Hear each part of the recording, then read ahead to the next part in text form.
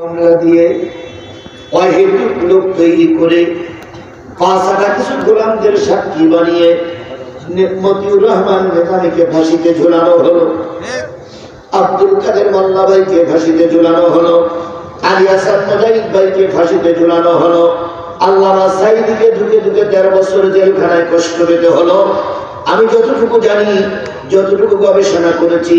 যে অপরাধের দায়ে তাদেরকে মৃত্যুদণ্ডে দণ্ডিত করা হলো, খোদার কসম তারা এই অপরাধে অপরাধী ছিল না। একদিন প্রমাণিত হবে, একদিন